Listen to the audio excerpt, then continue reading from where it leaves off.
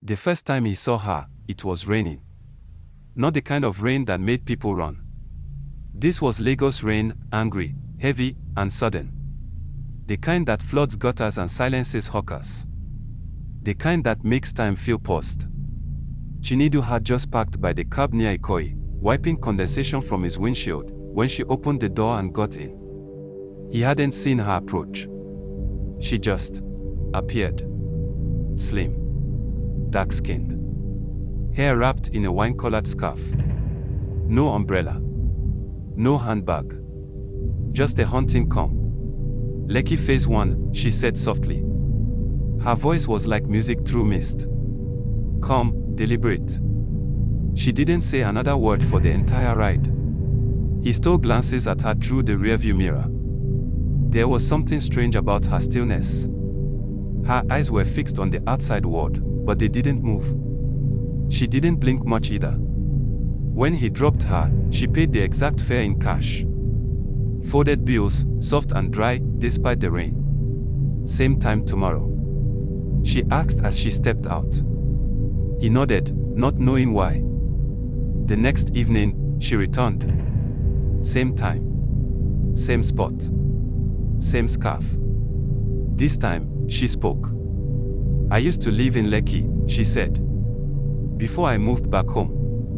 But sometimes, I still come to see what's left." Chinedu didn't ask what she meant. He didn't want to break the spell. That ride, she laughed once, when a child chased a chicken across the road. It was the most human sound he had ever heard. But as soon as she laughed, she went quiet again, as if she'd revealed too much. By the fifth ride, Chinedu stopped picking other passengers during her time. He waited for her. Sometimes she came. Sometimes she didn't. But when she did, each trip pulled back a layer of her past. "I was supposed to get married," she said one Thursday. "He loved me, but not enough to stay." Her voice cracked, and then, like always, silence. She never said the man's name. Only spoke of him, like a shadow she couldn't stop chasing. One rainy Friday, she climbed in barefoot. Chinedu panicked. "Madam, your legs, I lost my slippers," she whispered, looking out the window. They were red. He bought them. She clutched a faded white scarf in her hand. The kind brides wore in traditional ceremonies. She smelled like earth and perfume and something older, like memory. Chinedu's hands trembled slightly as he drove.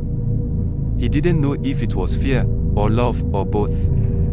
That night, he followed her. When she stepped out at Lekki and turned into the side street, he parked, waited a bit, and got out. She was gone. He walked up and down the street. Empty. Silent. Even the street dogs avoided the area. That was the night he stopped asking if she was real. He knew the truth now, she was not just a woman. She was a story. And he had become part of it. The next time she entered his taxi, she wore a wedding gown. Not the puffy, modern type, but old lace. Yellowed at the edges. High-necked. Hand-stitched. Her scarf was gone, revealing braided hair swept into a bun. Chinedu couldn't breathe. He tried to speak, but she raised a finger to her lips. "My wedding was supposed to be at dawn," she whispered. "We planned to run away." But he didn't come. The silence that followed filled every crack in the car. Then she turned, slowly, and looked him in the eyes through the mirror. "Would you have come, Chinedu?"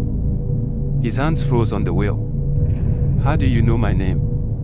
But she only smiled. A sad, tired smile. The next morning, he told his sister everything. She laughed. "You need sleep. You've been driving too much." He went to the local priest, who frowned deeply. "Stop driving that route at night," the priest warned. "There are roads meant for the living, and others for things that refuse to rest." But Chinedu couldn't stop. Each time he drove that path, he hoped to see her. And one Thursday night, he did. She was crying. This was the first time he saw her face wet. Not from rain, but from heartbreak. He married her, she said, voice cracking. He married her on the day we picked. Same time. Same venue. She reached out and placed something in the back seat. A red slipper. I wanted to give it back, she whispered. But I can't find the other one. She opened the door. Got out. Then paused. Do you still want to see me? Chinedu nodded before he even realized it. That night, he dreamed of her. In the dream, they were sitting by the lagoon. She rested her head on his shoulder. The air smelled like salt and sorrow. When he woke, his pillow was wet. But not with sweat. Chinedu didn't see her for 2 weeks after that. He searched every road. Asked passengers. Waited at her usual spot. Nothing. Until one night, around midnight, he parked under the Folklore bridge, exhausted. He closed his eyes. And she was there. In the front seat beside him this time. No sound. No door slam. She was just there. She placed her head on his shoulder, just like the dream. Thank you, she whispered. No one ever waited this long. Then, her body dissolved into mist. The red slipper remained. The next day, he left Lagos. No one knows where he went. But drivers say there's an old car parked by the water in Badagry, wrapped in dust, never moved.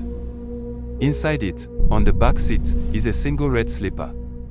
And sometimes, at night, if you pass by with your windows down, you'll hear a woman singing softly about a wedding that never happened, and a taximan who stayed too long.